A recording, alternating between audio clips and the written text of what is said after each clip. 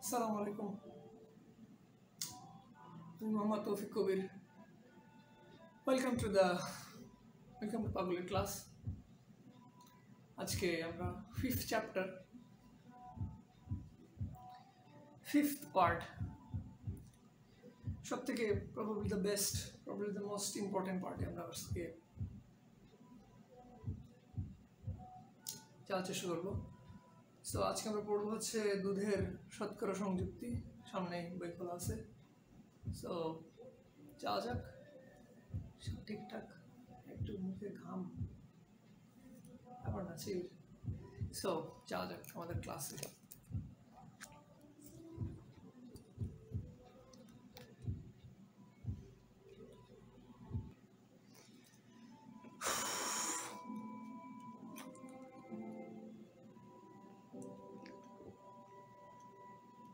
আল্লাহ,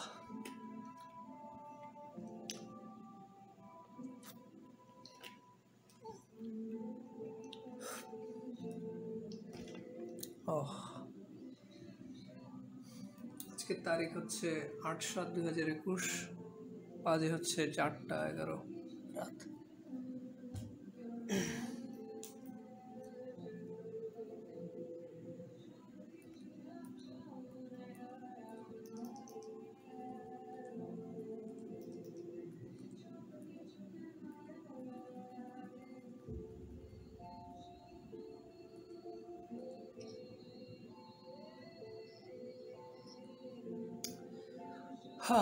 so camera rolling ছিল, sorry. So চলে আসি আমরা দুধের শতকরা সংযুক্তি। প্রবাবলি ফিফথ চ্যাপ্টার সব থেকে মেইন পার্টটা আমরা এখন পড়বো। দুধ নিয়ে হাসো কেন?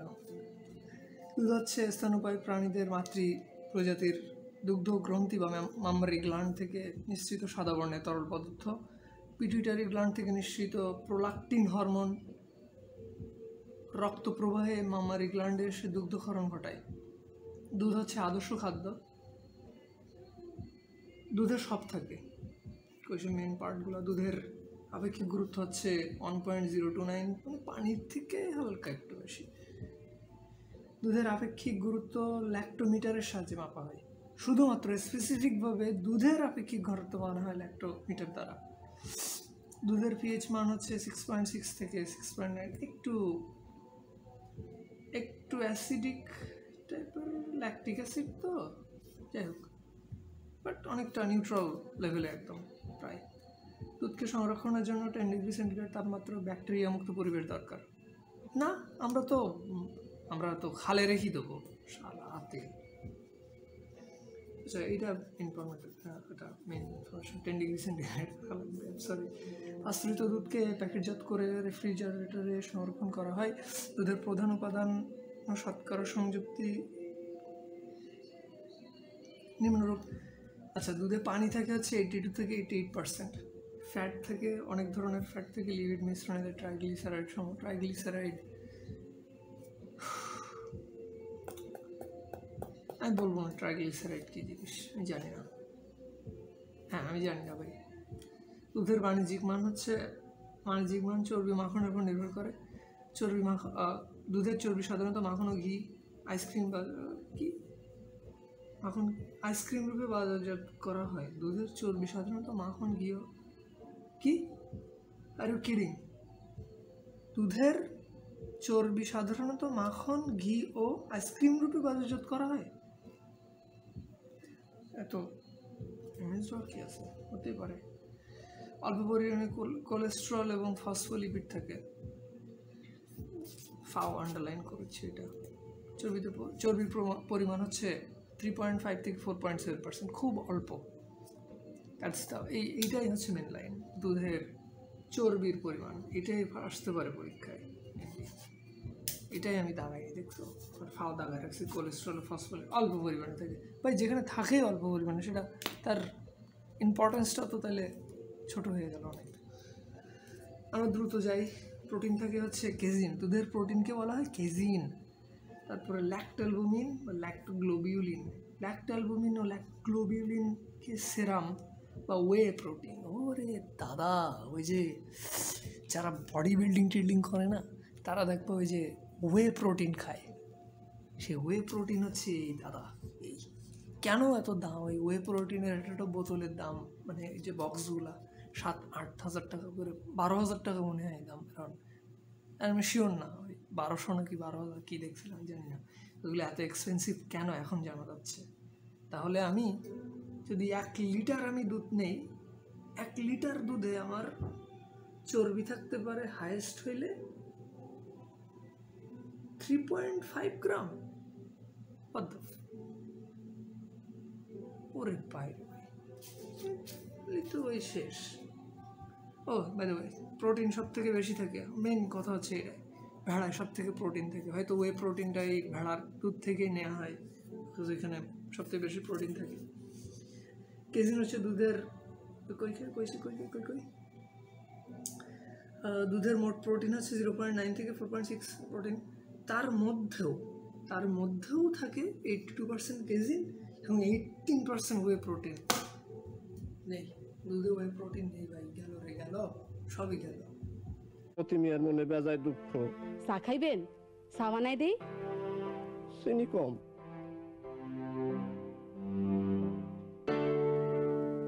আসসালামু আলাইকুম, আমি মোহাম্মদ তৌফিক কবির। ওয়েলকাম টু পাগলের ক্লাস। ভাই সাবস্ক্রাইব, প্লিজ সাবস্ক্রাইব করো। এই যে ভাই আমির হোসেনের কসম, ভাই সরি কসম বলা যায় না, আমির হোসেনের পক্ষ থেকে সালাম নিয়ে আমাকে সাবস্ক্রাইব করে দিয়েন। কাজী আজমলের পক্ষ থেকে, কেতাবুদ্দিনের পক্ষ থেকে, অসীম কুমার সাহার পক্ষ থেকে, please subscribe to my channel please. Protein থাকে ভাই 0.9%, তার মধ্যে 82% হচ্ছে কেজিন আর 18% ওয়ে প্রোটিন। 0.09 রে, তাহলে ওয়ে প্রোটিন দুধে থাকে হচ্ছে ধরো 100 গ্রামে আমার 0.001 গ্রাম, যাই হোক খুবই অল্প থাকে, ওইভাবে মাপতে পারবো না এখন। কেজিন হচ্ছে দুধের প্রধান প্রোটিন। গ্লুটামিন ও অ্যাসপারজিন অ্যামাইনো অ্যাসিড বাদে অন্য সব অ্যামাইনো অ্যাসিড কেজিনে থাকে। 21টা অ্যামাইনো অ্যাসিডের মধ্যে সবগুলাই থাকে শুধু গ্লুটামিন ও অ্যাসপারজিন অ্যামাইনো অ্যাসিড বাদে। গ্লুটামিন ও অ্যাসপারজিন তরুণীদের দেহের বৃদ্ধির জন্য। ভাই কেন তরুণীরাই কি সব কিছু? বুড়িরা খাবে না? একটু খাও, সবাই খাও অ্যামিনো অ্যাসিড। দুধের প্রোটিন উৎকৃষ্ট প্রোটিন রূপে খাদ্য বিবেচিত হয়। কেজিন হচ্ছে একটি প্রধান ফসফোলিপিড। আর্দ্র বিশ্লেষণের ফলে কেজিন ফসফোঅ্যাসিড ও অ্যামিনো অ্যাসিডে বিভক্ত হয়। দুধে অ্যাসিড মিশালে কেজিন অদক্ষেপ রূপে পৃথক হয়ে যায়। দুধ কিন্তু কখন নষ্ট হয় না, তো সহজে। দুধে যদি কোনো খারাপ জিনিস পড়ে বা দুধে একদম আঙুল ডুবাই দিলে, আঙুলে কিন্তু অ্যাসিড থাকে। এই যে আমরা হাত দিয়ে যখন ভাত নিই, আমাদের এই হাত থেকে কিছু এক ধরনের অ্যাসিড টাইপের জিনিস ভাতে চলে যায়, ফলে ভাতটা কিন্তু পচে যায়। এ কারণে চামচ ইউজ করতে হয়। ভাত দিয়ে হাত নিলে ভাতটা পচে যায়। বা ওই যে ডাল নেওয়ার সময় আমরা কী করি, অন্য একটা তরকারির চামচ আমি ওর ডালে দিয়ে দিই, কিছু সময় পর দেখি ডালটা হয়ে গেছে। এটাই হয়, কন্টামিনেটেড হয়ে যায়। দুধও ঠিক তেমনইভাবে। দুধ যদি ঠিক মতো জ্বালানো না হয় বা দুধে যদি কোনো কিছু পড়ে, হাত লাগে, যে দুধের থেকে সর তুলে নিয়ে আমরা নিলে দুধ কিন্তু কিছু সময় পরে দুধ কিন্তু নষ্ট হয়ে যায়। সর তুলে খাওয়া তো শেষ, বাট বাকি যে দুধটা থাকে ওটা নষ্ট হয়ে যায়। অনেকবার দেখছি এটা, লুকায় আমি সরটা খেয়ে নিলাম, পরে এসে 3-4 ঘন্টা পরে দেখলাম দুধটা নষ্ট হয়ে গেছে, কেটে গেছে। দুধে 3.2% থেকে 4.6% প্রোটিন থাকে। কোন দুধে? পশুর দুধে। মায়ের দুধে 0.9। মায়ের দুধে প্রোটিন একটু কম থাকে। বাচ্চার তো অত প্রোটিন দরকার হয় না, ভাই, একটু বেশি প্রোটিন হওয়ার দরকার নেই। AS1 casein, AS2 casein, beta casein, kappa casein, বিভিন্ন কেজিন আছে, 4 ধরনের কেজিন। দ্রুত যায় ল্যাকটোজ, দুধের চিনি বা ল্যাকটিক অ্যাসিডের কারণে। ডাইস্যাকারাইড কার্বোহাইড্রেট উপাদান। ল্যাকটোজ অণু হচ্ছে সমসংখ্যক গ্লুকোজ এবং গ্যালাক্টোজ অণুর সমন্বয়ে গঠিত। ল্যাকটোজ দুধের অসমোল রূপে কাজ করে। ল্যাকটোজ দুধের অসমোল রূপে কাজ করে, অর্থাৎ মামারি গ্ল্যান্ডের স্তনের পানিকে অসমোসিস প্রক্রিয়া টেনে আনে। পানিকে অসমোসিস প্রক্রিয়া টেনে আনে। আর দুধে 7.2% এবং প্রাণীর দুধের ল্যাকটোজ থাকে। এই যে মেন কথা, আরও একটা বিশাল ইনফরমেশন, পানিকে অসমোসিস প্রক্রিয়ায় টেনে আনে। যদি দুধে মানে বাচ্চার যদি দুধে যদি পানি যদি না থাকে তাহলে দুধটা হার্ড হয়ে যাবে অনেক, ঠিক আছে? সো যে ওই হার্ড দুধটা সে তার ছোট যে কিডনিটা থাকে সেটা ফিল্ট্রেট করতে পারে না, গ্লোমেরুলাস ওটা ফিল্ট্রেট করতে পারে না। আমি এখনও হয়তো ঠিক কিনা আমি জানি না, মেবি পার্শিয়াল হবে এটাই। সো লোহা কপার থাকে। কি থাকে দুধের খনিজ উপাদান হচ্ছে লোহা কপার থাকে, পটাশিয়াম ক্যালসিয়ামও থাকে, মেবি খুব অল্প পরিমাণে এগুলো থাকে। দুগ্ধবর্ষ শিশু রক্তশূন্য রোধের আশঙ্কা থাকে। শিশু অন্য উৎস থেকে লৌহ কপার উপাদান থাকা ব্যবস্থা, এটা আন্ডারলাইন করতে হবে। লৌহ কপার উপাদান থাকা উচিত অন্য উৎস থেকে। আমি লোহা এবং কপার তাহলে আমি গ্রিল থেকে লোহা নিয়ে নিব, আবার ওই অন্য কপারের যে তার থেকে একটু কপার ছিঁড়ে খাওয়াই দিব তারে বাচ্চাকে। ভিটামিন ও অন্যান্য উপাদান। ভিটামিন এ হচ্ছে দুধে বেশি থাকে। ভিটামিন ডি ও ভিটামিন সি কম থাকে। দুধে পাস্তুরীকরণ ও ফুটানোর কারণে দুধে ভিটামিন সি নষ্ট হয়ে যায়। পাস্তুরিত দুধে কিন্তু কোনো ভিটামিন থাকে না ভাই, বাই দ্য ওয়ে বলে দিলাম আমি। সো মানুষের দুধ ল্যাকটোজ সব থেকে বেশি থাকে। এই যে আন্ডারলাইন করে এগুলো, এই 3-4টা মনে রাখলে এনাফ। তারপরে যে মহিষের দুধে 3.4% ফ্যাট থাকে, ভেড়ার দুধে 4.6 প্রোটিন থাকে। পার্সেন্টেজ এই যে শতকরা সংযুক্তি, গ্রাম না কিন্তু ভাই, সরি কি বলতেছি, পার কিলোগ্রামে যে 100 গ্রামে এতটুকু থাকবে। খাদ্য ক্যালোরি হচ্ছে 110, সব থেকে বেশি খাদ্য ক্যালোরি হচ্ছে মহিষে। আর ভিটামিন এবিডিসি সব থাকে। এবিসিডি বললেই তো হয়, ডিবিসি কেন বলে? তারপরে হচ্ছে জেনে রাখো দুধের খনিজ উপাদান ক্যালসিয়াম এগুলো খুব অল্প পরিমাণে থাকে। আচ্ছা, এটা সবাই জানো, আমরা জানি সবাই। চর্বি 9 ক্যালোরি, প্রোটিন হচ্ছে 4 ক্যালোরি এবং শর্করাও 4 ক্যালোরি। দেহের ওজনকে 30 দ্বারা গুণ। তোমাদের এই খেলায় যোগ দিতে পারলে খুব ইন্টারেস্টিং হতো, কিন্তু সেটা তো সম্ভব নয়। আপনাকে যেতেই হবে, প্লিজ প্লিজ প্লিজ। কি এ তো ভারী যন্ত্রণা হলো। আপনি রাজি না হলে যন্ত্রণা আরো বাড়বে। আমরা মানুষকে খুবই যন্ত্রণা দিতে পারি। করলে ক্যালোরি চাহিদা বেরিয়ে আসবে। ওজন গুণ 30 = ক্যালোরি। খাদ্য গ্রহণে অনুমোদিত অনুপাত হচ্ছে চর্বি 1 গ্রাম, প্রোটিন হচ্ছে 1.36 গ্রাম এবং শর্করা হচ্ছে 5.4 গ্রাম। দুধ থেকে মাখন পৃথকীকরণ, separation of butter from milk. দুধ হচ্ছে একটি কলয়েড, এতে 3.9% ফ্যাট থাকে, 3.2% প্রোটিন থাকে। লাগবে না আমার এত ইনফরমেশন। ঘোলের মধ্যে ল্যাকটালুমিন ও ল্যাকগ্লোবিউলিন অর্থাৎ হুয়ে প্রোটিন থাকে। এইটাই আমি বলতে চাচ্ছিলাম, এইটাই হচ্ছে এখানের মেন কথা।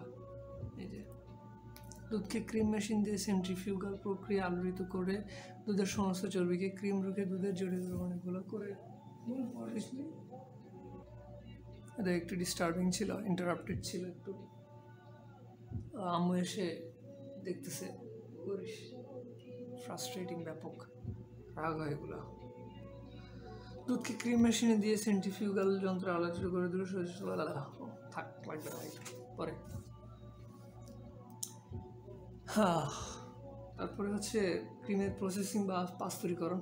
একটি স্টিলের পাত্রে ওই ক্রিম নিয়ে 60 থেকে 70% ডিগ্রি এর মধ্যে 30 মিনিট উত্তপ্ত করা হয়। ক্রিম পাস্তুরিত ব্যাকটেরিয়া মুক্ত করা, মেইন কথা এই যে পাস্তুরিত করা মানে ব্যাকটেরিয়া মুক্তকরণ, এবং পাস্তুরিত করা হয় 60 থেকে 70 ডিগ্রি সেন্টিগ্রেড তাপমাত্রায় 30 মিনিট ধরে উত্তপ্ত করা হয়। গেল, আর লাগবে না, আর পড়বো না আমরা। ফ্রিজে রেখে দেওয়া হয় এত ডিগ্রি তাপমাত্রায়, বেসিক্যালি টেম্পারেচার, ফ্রিজের টেম্পারেচার এতটাই থাকে। ডিপ ফ্রিজিং না, কিন্তু ফ্রিজারে রাখবো আমরা, ডিপ ফ্রিজে না, রাখলেও সমস্যা নেই। বাটার বা চর্বি কেলাস গঠন করে, এ প্রক্রিয়া ক্রিমের এইজিং বলে। ওই যে আমরা যে শর্টটা খাই না, মেনলি ওইটাই এইজিং মনে হয়। চর্বি কণার চারিদিকে থাকা লিপোপ্রোটিন আবরণ ভেঙে যায়, এই আবরণটি চর্বি কণাগুলো পরস্পর থেকে দূরে রাখে। থাক লাগবে না। হ্যাঁ, লবণ মাখনের পানি শোষণ করে নেয়। NaCl মাখনের প্রিজারভেটিভ রূপে ইউজ করা হয়। শালা ব্যাং, একদম টু দ্য পয়েন্ট ইনফরমেশন, এটা একদম বিশাল। NaCl মাখনের প্রিজারভেটিভ রূপে ইউজ করা হয়, একদম বিশাল ইনফরমেশন একটা। তারপরে হচ্ছে মিশ্রিত লবণ সময় 2% কী আছে এখানে, 80% দুগ্ধ চর্বি থাকা উচিত। উন্নত মাখনে অ্যাটলিস্ট 80% দুগ্ধ চর্বি থাকা উচিত। এছাড়া 16 থেকে 17% পানি, মিশ্রিত লবণ সহ 2% অন্যান্য কঠিন পদার্থ থাকবে। মাখনে অন্যান্য উপাদানের মধ্যে 0.6 থেকে 0.8% প্রোটিন। ওরে পাই থাক। মাখন ভিটামিন এ এর উৎকৃষ্ট উপাদান, এটা উৎস, এটা ইম্পর্টেন্ট, মানে মেইন কথা আমাদের। মাখন হচ্ছে ভিটামিন এর উৎকৃষ্ট উৎস। প্রতি গ্রাম মাখনে 3000 থেকে 4000 IU পরিমাণ, আচ্ছা মেবি এটা ভিটামিন মাপার একক IU। কিলোগ্রাম মাখনে খাদ্যমান হচ্ছে শত কিলোগ্রাম মাখনে খাদ্যমান হচ্ছে 7300 কিলো ক্যালোরি। ওয়াল্লাহ, বাপরে, এত ক্যালোরি, কিলো ক্যালোরি ভাই আমার। তাহলে 10 গ্রাম মাখন খালি তো আমি বেশি থাকবো ভাই। যাই হোক, এটি থেকে 82% চর্বি, দুগ্ধ চর্বি। কত সময়? 16 মিনিট হয়েছে। সব থেকে ইম্পর্টেন্ট ক্লাস তো চলতেছে আজকে, আমরা বেশ দূরে যাবো, একটু দূরে যাব, একটু দ্রুত যাই। 80 থেকে 82% দুগ্ধ চর্বি থাকে, এত % পানি থাকে, এত প্রোটিন থাকে। আগে বলা হয়েছে মাখনকে পানি মুক্তকরণ, এর অর্থ মাখনের পানির পরিমাণ এত এর মধ্যে রাখা। মাখনকে পানি মুক্তকরণ মানে ওই যে উন্নত মানের করবো আমরা, এই যে বসে উন্নত মানের মাখনে 16 থেকে 70% পানি থাকা উচিত, 80% দুগ্ধ চর্বি থাকা উচিত, আর অন্যান্য পদার্থ খুবই অল্প, সে কারণে আমরা জানবো না, জানার গুরুত্ব মনে করছি না।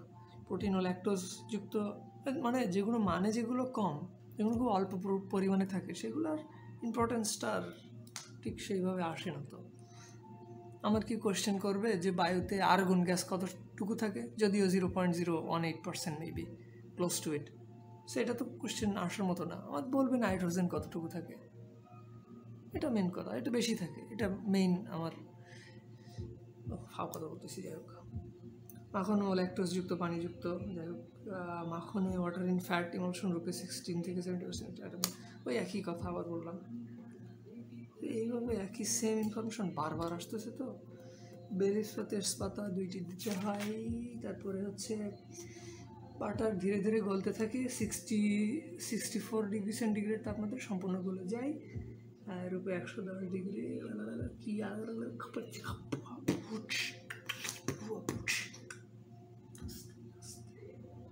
সো গাভীর কাঁচা দুধ, এতে থেকে 88% পানি। তো আমরা স্টেপ বাই স্টেপ, ওই যে বললো না, আমরা একদম পারফেক্ট যে মাখনটা তৈরি করব, সেটাই হচ্ছে 16 থেকে 17% পানি থাকবে।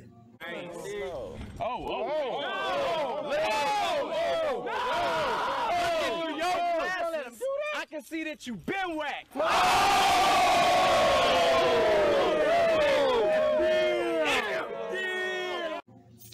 দুধে যেহেতু 88% পানি আছে, ওই পানিকে আমরা বিভিন্ন স্টেপে কমাবো। কমাইতে কমাইতে কমাইতে কমাইতে একসময় চর্বিতে বানাবো। চর্বিতে কোনো পানি থাকবে না দাদা, নো পানি। দেখছো এখানে একটু পানি আছে, এটা হচ্ছে মেন মাখন। এটা আমি মেনলি এটাই মানে এক্সপোর্ট টাইপের করি। এই যে উন্নত মানের মাখনই তো ভাই মাখন, উন্নত মানের মাখনে আমরা 16 থেকে 70% পানি পাচ্ছি। এটা অবজেক্টিভে আসবে ইনশাআল্লাহ। 64 ডিগ্রি সেন্টিগ্রেড মাখন সম্পূর্ণ গলে যায়। দুধের পিএইচ মান হচ্ছে নিয়ন্ত্রণ। মাখন তৈরির বেলায় পিএইচ এত রাখা হয়, দুধ সংগ্রহের পর দীর্ঘদিন 8-9 ঘন্টা খোলা অবস্থায় রেখে দিলে দুধের ল্যাক্টোকক্কাস ব্যাকটেরিয়া দ্বারা তো দাদা এই যে ছিল এখানে দুধের এই যে ল্যাকটোজ দুধের চিনি বা ল্যাক্টোকক্কাস ব্যাকটেরিয়া দ্বারা জারিত হয়ে ল্যাকটিক অ্যাসিডে পরিণত হয়। তখন পিএইচ মান 6.5 কম হলে দুধের চর্বি ও প্রোটিন কণা জমাটবদ্ধ হয়ে থাকে এবং দুধ থেকে মাখন উৎপাদন অসম্ভব হয়ে পড়ে। আচ্ছা, আদান দিচ্ছি আমরা করি। তো ফিরে আসলাম। দুধের পিএইচ মান 6.5 কম হলে তখন অল্প পরিমাণে সোডিয়াম বাইকার্বনেট অথবা সোডিয়াম কার্বনেট দ্রবণ যোগ করে দুধের পিএইচ 6.6 থেকে 6.9 মধ্যে রাখা হয়। অথবা ল্যাক্টোমিটার দ্বারা দুধের মাপা হয়। দুধের সারিং থেকে রক্ষা করতে হয়। দুধের স্টেরিলাইজেশন, এগুলো কমন সেন্স ভাই। দুধ তো কেউ কিনে এনে ফেলায় রাখবে না এভাবে, স্টেরিলাইজেশন তো করবেই। তা এখানে বলে দিয়েছে সাওরিং থেকে সাওরিং মানে হচ্ছে দুধ নষ্ট হওয়ার পর্যায়ে চলে যায় সাওরিং। দুধকে উত্তপ্ত করে দুধের মধ্যস্থ কেবল ফসফেটেজ এনজাইমকে বিনষ্ট এবং দুধে থাকা সম্ভব বিভিন্ন রোগ জীবাণু নিষ্ক্রিয় করার প্রক্রিয়া হচ্ছে পাস্তুরীকরণ। ভাই পাস্তুরীকরণ নাই করলে তো দুধের সেই প্রোটিনগুলো তো সব শেষ, সেগুলো তার থাকলো না। Holder process, high temperature short time process is HTST। Holder process হচ্ছে 63 থেকে 66 ডিগ্রি তাপমাত্রা 30 মিনিট, আর 64 তাপমাত্রায় 15 সেকেন্ড। এই করে কোনো কী লাভ? দুধ শীতলীকরণ এটা করে কী লাভ? তাইলে 15 সেকেন্ড তাপ দিয়ে আমার কী লাভ? হ্যাঁ, হাস্যকর। দুধের স্টেরিলাইজেশন 100 ডিগ্রি সেন্টিগ্রেড তাপমাত্রায় 25 মিনিট ওয়াটার বাথ অথবা অধিক চাপযুক্ত স্টিম দ্বারা উত্তপ্ত করা হয়। এতে দুধের সকল এনজাইম ব্যাকটেরিয়া রোগ জীবাণু সম্পূর্ণ ধ্বংস হয়ে যায়, দুধের ভিটামিন নষ্ট হয়, দুধের গুণাগুণ হ্রাস পায়। শিশুদের জন্য দুধ উপযোগী নয়। স্টেরিলাইজড হয় যে এই কারণে বলা হয় যে বোতলের যে দুধ পাস্তুরাইজড, ওই যে কী বলে প্রাণের দুধ, ওইগুলা শিশুদের জন্য উপযোগী নয়। প্রোটিন কিছু থাকে না বলতে, সব শেষ। দুধ জ্বালাইতে কনসেন্ট্রেট করতে দুধ শেষ, প্রোটিন সব শেষ। রাত তখন অনেক, ঠিক এমন সময় এখন এমন সময় না। ছোট চাচা হিমু বাসায় ফিরে আসলেন। তখন বাসার কাজের লোক খ্যাত মতি, সে এসে ছোট চাচার কাছে বলল, মনে বেজায় দুঃখ ছোট চাচা, ইচ্ছা করতেছে কুয়ার মধ্যে ঝাঁপ দিয়ে পড়ি। তো ছোট চাচা তাকে পাজা করে নিয়ে কুয়ায় ফেলে দেওয়ার চেষ্টা করতেছিল। আমি গানটা ব্যাকগ্রাউন্ডে অফ করে দিচ্ছি, এটা অন করে দিই। হ্যাঁ, সো চলে আসলাম। আবার 1 সেকেন্ড বিরতি ছিল মাত্র। সো এখানে দেখো এই যে রেফারেন্স হিসেবে কি ইউজ করলো, by Barendranath Ghosh, Kolkata scientific publications.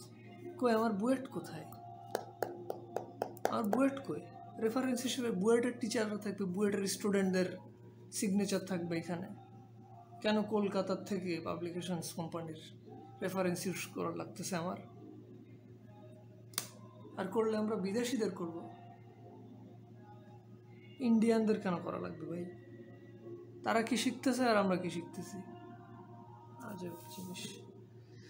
পানি হচ্ছে পোলার সমযোজী তরল। পোলার জিনিসটা নিয়ে আমরা থার্ড চ্যাপ্টারে হেভি জিনিস শিখবো ভাই। পোল সৃষ্টি হওয়া একটা বিরাট জিনিস ভাই। আমরা পড়বো হচ্ছে কি যেন এখানে আয়নীকরণ শক্তি, ionisation energy, electro affinity, electro negativity, এই তিনটা জিনিস হেভি জিনিস ভাই আমরা পড়বো। যদি এই জিনিসগুলো একটার সাথে আরেকটা রিলেটেড অন কাইন্ড অফ। পানি হচ্ছে ওই সেই, তার ভিতরে পোলার সমযোজী পদার্থ। পানির অণুতে 2টি হাইড্রোজেন পরমাণু আংশিক ধনাত্মক, অক্সিজেন পরমাণু সমতুল্য আংশিক ঋণাত্মক থাকে বলে পানিকে পোলার সমযোজী যৌগ বলা হয়। আয়নিক যৌগসমূহ কঠিন, অধিকাংশ পোলার সমযোজী যৌগ দ্রবীভূত হয়। না, এগুলা লাভ স্টোরি আমাদের জন্য না। আমাদের জীবনটা আসলে ভাই খুব ব্যস্ত, তো ওয়াইফকে সময় দেওয়ার মতন সময় আমার বর্তমান নাই, খুবই ব্যস্ত। তার মানে আপনি কখনো বিয়ে করবেন না? না, বিয়ে করব হচ্ছে মনে করেন একটা প্রস্তাবের মাধ্যমে। এই জন্য পানিকে সর্বাধিক দ্রাবক বলা হয়। হ্যাঁ,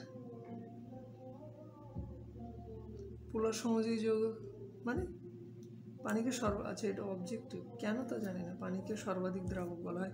পানির মতো ইথানল পোলার তরল, কারণ পানি ও ইথানল অণুতে তড়িৎ-ঋণাত্মক অক্সিজেন হাইড্রোজেন পরমাণুর সাথে সমযোজী বন্ধনে আবদ্ধ থাকে। তড়িৎ-ঋণাত্মকতার মান এই যে 1.7 না 1.9 পর্যন্ত, 0.5 থেকে 1.9 ভিতরে যাদের মান আছে তড়িৎ-ঋণাত্মকতার, সেগুলো হচ্ছে আমার পোলার যৌগ। হাইড্রোকার্বন যৌগ পানিতে অদ্রবণীয়। ও আচ্ছা, সিএইচ মানে জৈব যৌগগুলো পানিতে অদ্রবণীয়, কারণ দুটি তরলে পরস্পর দ্রবণের জন্য কী কী নিয়ম মানতে হয় সেটা হচ্ছে লাইক ডিজলভস লাইক। সমধর্মী পদার্থে দ্রবীভূত হয়। জৈব যৌগের জিনিসগুলো দ্রবীভূত হবে, অজৈব জিনিসগুলো অজৈব পদার্থে দ্রবীভূত হবে। হ্যাঁ, এখানে মেইন একটা কথা বলা হয়েছে, স্টিম পাতন করে গোলাপ জল উৎপন্ন করা হয়। এখানে এই যে ডট ডট দিয়ে বোঝানো হয়েছে আন্তঃআণবিক বলের মান। আন্তঃআণবিক বলকে বোঝানো হয়েছে খুবই weak, one kind of weak nuclear. কোথায় কি চলে যাচ্ছে? টয়লেট্রিজ ও পারফিউমারিতে সুগন্ধি যৌগ মিশ্রিত হয়। মেনথল সুগন্ধ বস্তু বলে পারফিউম প্রভৃতিতে মিশ্রিত করা হয়। মেনথল হলো একটি চাকরি অ্যালকোহল। মেনথল সুগন্ধ বস্তু ছাড়াও গলা এবং শ্বাসনালীর পরিষ্কারক রূপে ব্যবহৃত হয়। বিশাল জিনিস এটা, একদম র ইনফরমেশন। অধিকাংশ প্রাকৃতিক উদ্ভিদের সুগন্ধ রাসায়নিক যৌগ যেমন অ্যাস্টার। অধিকাংশ প্রাকৃতিক উদ্ভিদের সুগন্ধ, আচ্ছা হ্যাঁ এটা আর একটা, অধিকাংশ প্রাকৃতিক উদ্ভিদের সুগন্ধ রাসায়নিক যৌগ হচ্ছে অ্যাস্টার, অর্থাৎ জৈব কার্বক্সিলিক অ্যাসিড ও অ্যালকোহল থেকে উৎপন্ন যৌগ। অ্যাস্টার মেবি হচ্ছে জৈব কার্বক্সিলিক অ্যাসিড ও অ্যালকোহল থেকে উৎপন্ন করা হয়। অ্যাস্টার COR, আমি কি আছে কার্বক্সিলিক অ্যাসিড COH অথবা OH, এখান থেকে এটাই পরিণত করবো আমরা অর্গানিক কেমিস্ট্রিতে, হয়তো এটা দেখতে পাবো যদি আমার ফ্যাসিনেশন একটু হইলেও জন্মায় অর্গানিক কেমিস্ট্রির উপরে।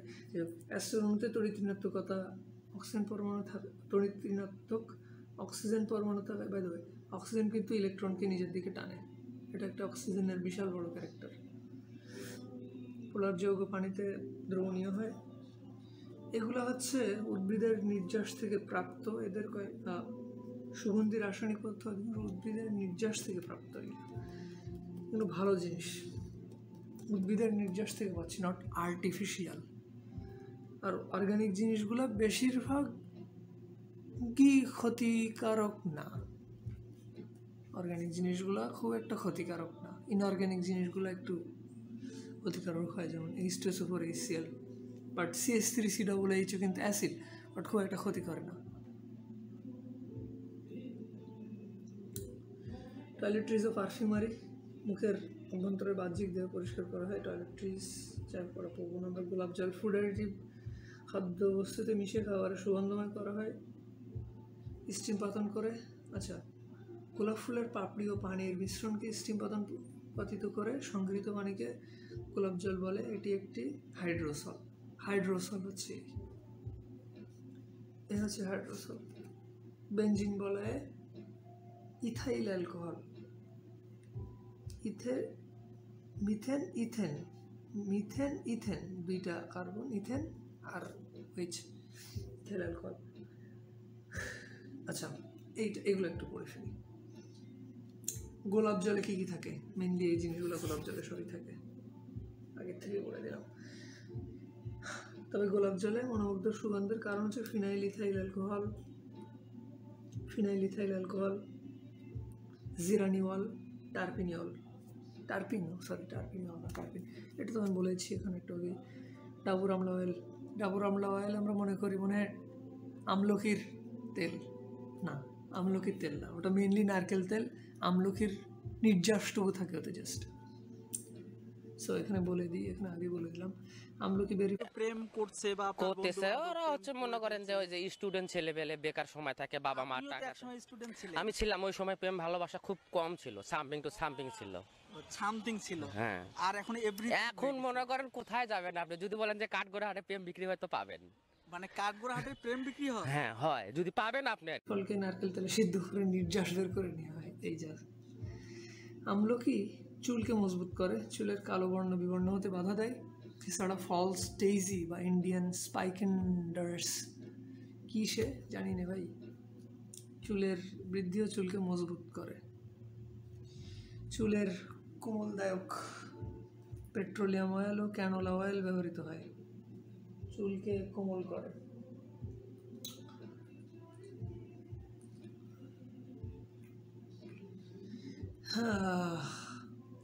Petroleum oil, canola oil. তো এখানে মতি বলতেছে যে সে এই বাসায় কাজ করতে এসে কি বিপদে পড়ে গেল। এখানে সব মানুষই শালা আওলা, আওলা মানে পাগল। তারপরে আমরা যাব হচ্ছে অ্যান্টিঅক্সিডেন্ট। এটি অত্যাধিক সূর্যালোকে তেলের বিয়োজন রোধক রূপে কাজ করে, যেমন টারবিউটাইল হাইড্রোকুইনন। ইমালসিফায়ার আছে, তেল ও পানির মিশ্রণ দুটিকে বিন্যস্ত রাখে, তেলকে ঘন করে, যেমন অলিক অ্যাসিড।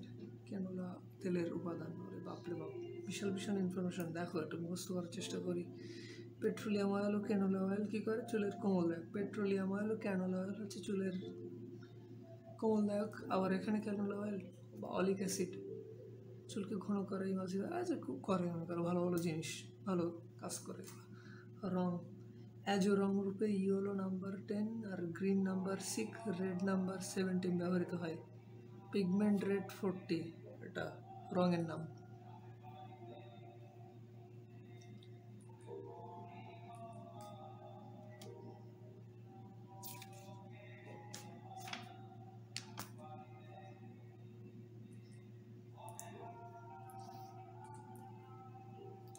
চলে আসি আমরা ট্যালকম পাউডারে। ট্যালকম পাউডারে চলে আসলাম। ট্যালকম পাউডারে আছে আমার 30 মিনিট হয়ে গেছে, আমরা খুব দ্রুত শেষ করে ফেলবো। ট্যালকম পাউডারের মূল উপাদান হচ্ছে 3MgO4Si2H2O, 3MgO4Si2H2O, hydrated magnesium silicate, hydrated magnesium silicate, hydrated magnesium silicate, 3MgO4Si2H2O। এখানে কোনো নেমোনিক দিয়ে মুখস্থ করার কোনো চেষ্টা করবো না আমরা, যদি মনে থাকে থাকলো, না থাকলে না থাকলো যা।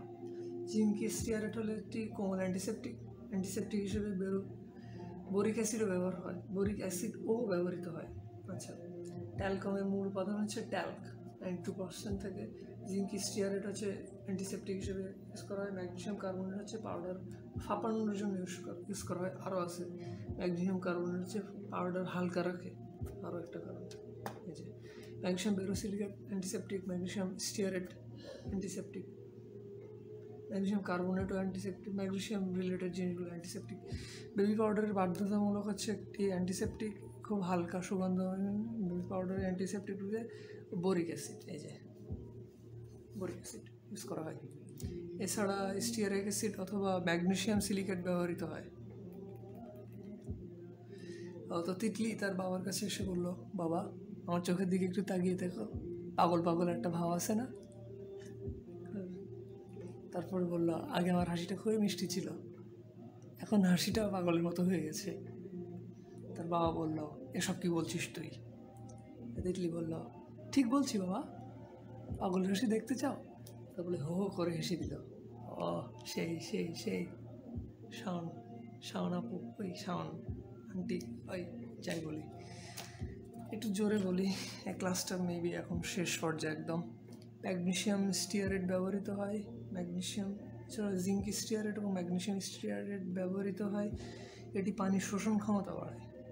মানে ঘামলে তো আমরা মেইনলি পাউডার ইউজ করি, শরীরে ঘাম জমলে শরীরের ক্ষতি হয়, দুর্গন্ধ বের হয় শরীর থেকে, সেই জন্য ইউজ করি আমরা। স্টেরাইল অ্যালকোহল ত্বকের কোমলতাবর্ধক, 10% জিঙ্ক অক্সাইড ত্বকের কোমলতাবর্ধক, এগুলো একটু পড়ে নিও। সো এখানে ছিল আমাদের প্রবাবলি 5th ক্লাস। সো ক্লাসগুলো একটু বড় হচ্ছে, কাজ ইনফরমেশনগুলো একদম অরিজিন থেকে আসতেছে। I am not copying or anything, একটা ইচ্ছা হইলো তুলে দিলাম তা না, বই থেকেই পয়েন্ট আউট করা, অথেন্টিকেশন একদম 100%। সেখানে ছিল আমার 5th ক্লাস। 6th ক্লাসে হয়তো আমরা শেষ করে দিব চ্যাপ্টারটা, বেশি কিছু বাকি নেই আর। সো সাইনিং আউট, তৌফিক কবির, পাগলের ক্লাস 6th ক্লাসে সবাইকে স্বাগতম জানাবো। এ পর্যন্তই ছিল আমাদের 5th ক্লাস। আসসালামু আলাইকুম।